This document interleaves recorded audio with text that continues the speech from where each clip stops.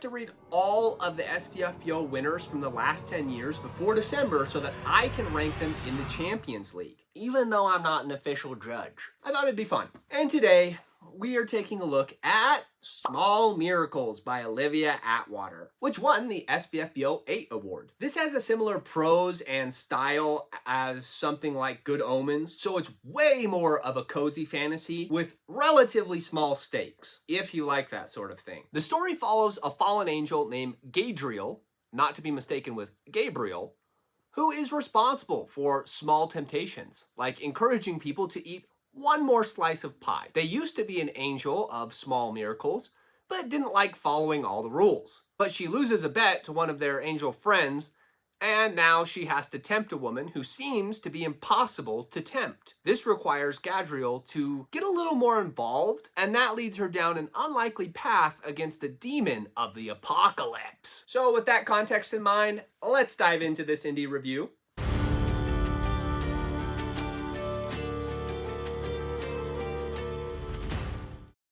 The Immersion, I gave a 6 out of 10. This was somewhat dull for a fantasy, in my opinion. But maybe that just comes from the cozy genre as a whole. I don't know. I don't read a lot of cozy fantasy, and after this one, I'm not inclined to read that many more if I can help it. Like, we're just hanging out in some random coffee shops and schools in England. So it is easy to get immersed from a learning curve perspective. Like, everything's familiar, but it's just not terribly interesting or original. Even the concepts of the angels and fallen angels were somewhat uninspired and boring. Now, I haven't read a lot of cozy fantasy, so I probably am not the best judge for this. That might just be the style of this subgenre. I wasn't a big fan of it. I think it's so dull. Moving on to the names. I did give this an 8.5 out of 10. Gadriel had enough quirks and humor to make her an overall interesting character. There just wasn't a ton of depth to this person. Sure, there was the obvious history of the fallen angel, and her character arc did make sense. It was just super small scale, which I guess makes sense. I mean, we're talking about small miracles and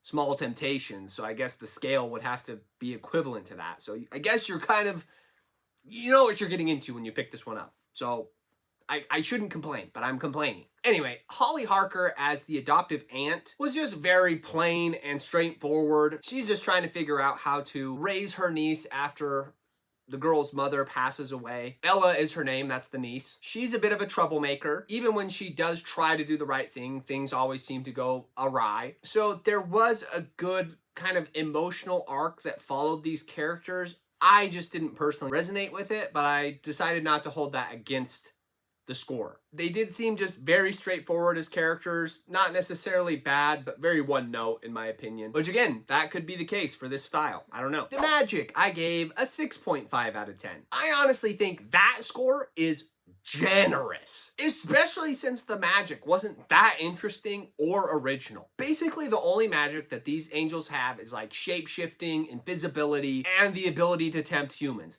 And even then, we don't see it super often. So even the boring magic is limited. It obviously does play an important role in the story, which is why it got a slightly higher score than I think it deserves. And so that's pretty much it. That's all I can say about this category. The Infrastructure, I gave an 8.5 out of 10. Even though I personally found this story to be horribly boring, I think if I were to look at this story through the lens of a cozy fantasy, it actually fits a narrative structure pretty well. It's just a little tiny slice of life. We get to see where these people are in their current circumstances and how they change to improve them by the end. I just personally thought the pacing, because it was cozy, was just brutally slow. The prose was unique and fun, I guess. If you like something to be a little bit more lighthearted, this is probably fine. Oh, finally, we're to the enjoyment score. This is the one that I could probably create an entire video about, just ranting, but I gave it a 4.5 out of 10. Did not enjoy this one at all. It was so hard for me to finish this one, and I'm glad it was short,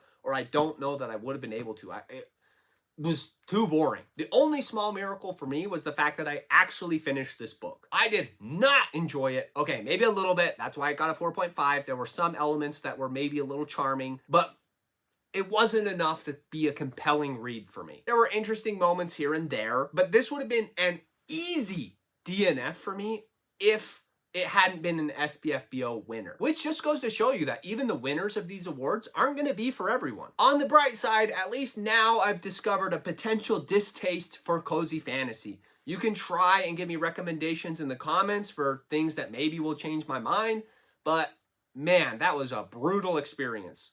I thought for sure the subgenre that would get me would be romantasy because of all the spice, but honestly, I would take romantasy 10 times out of 10 over any cozy fantasy book. Easily. I just hate when the stakes of a story are so low. Like, I'm not interested in that. I need battles, I need suspense, I need intrigue, I need tension, I need mystery, I need something. Not just some girl having a hard time at school. Lame. Who cares? No thank you. If someone's gonna have a hard time at school, at least make them a powerful wizard or have to fly dragons. There's ways to make it interesting. Oh.